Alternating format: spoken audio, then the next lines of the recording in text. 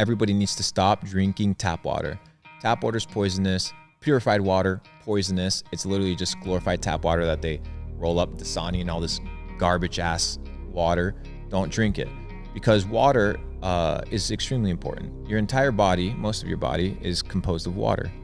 Why would you not be giving yourself the best source of water to nurture yourself, right? So what type of water do we drink? Aquapana is phenomenal. So spring water, bottled if you can, ideally in glass.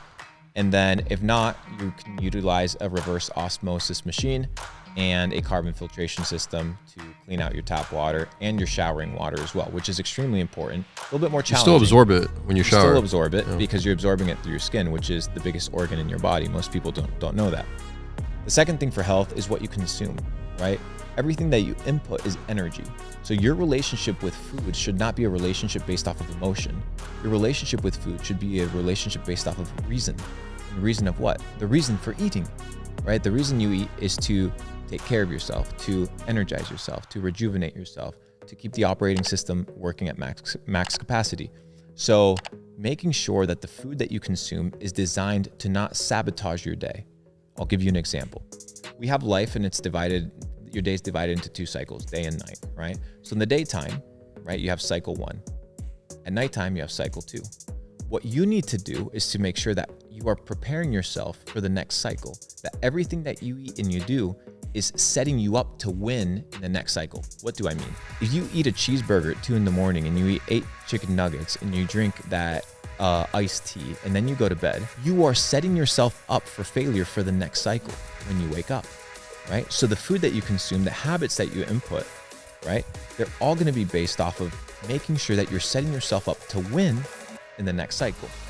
Because people are they're like, dude, how can I move up in life? I don't know how to figure it out. But you keep self-sabotaging yourself. Mm-hmm. Every cycle, you keep fucking it up. It's like tire shoes, maybe you can walk. So it's about logic, right? And you don't have to view food with emotion. I know it's a difficult concept. I know it's not easy, guys. Again, it's not supposed to be easy, but it's the truth, right? And people are easy to be like, oh, well, that's crazy. That's too difficult. Everything is difficult at first. Everything is hard to do in the beginning, but you have to get used to it and you have to develop those habits and those patterns. For wealth, you need to know what money is, right? What is money? Define it. Most of you guys could not literally define what money is. Oh, well, money is a store of value, or well, money is power. No. These are things that money can give you, or attributes of money. But what is money by definition? Who can create it? How much can they create? What gives them the authority, right? All these things, you need to learn them.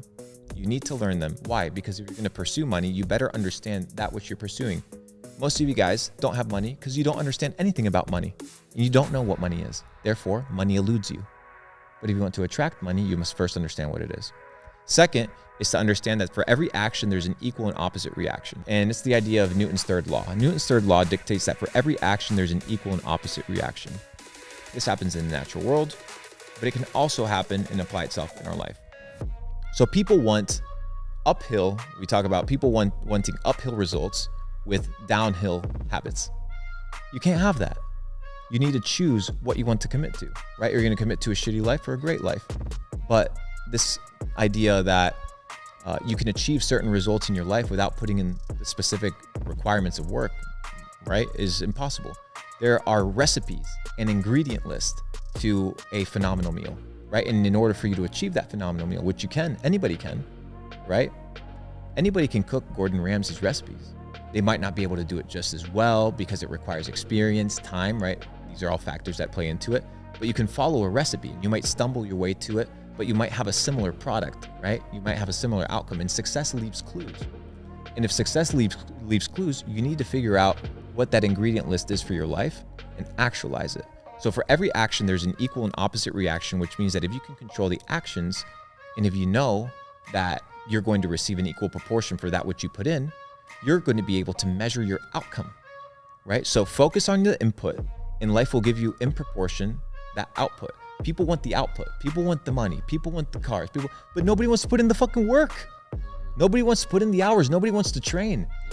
Focus on the input and let the universe focus on the output, because by natural law, that will happen, right? Why would you cheat yourself from achieving your fullest potential? And it's not just going to the gym, right? It's developing a healthy lifestyle, because you can go to the gym, go home and stuff yourself with 2 fucking pizzas and drink some Mountain Dew. doesn't mean you're doing anything, because it's not about getting jacked. It's about living a healthy lifestyle, becoming autonomous, and it's about lifespan longevity. Dude, I don't want to be like fucking Ronnie Coleman, who won Mr. Olympia and had all these great achievements, and now the dude can't walk because his legs don't function, right? That to me is not success, right? To him, he's a gym freak, like the dude's a savage, mad respect, but I don't want to live that way. I want to live till I'm 120 years old.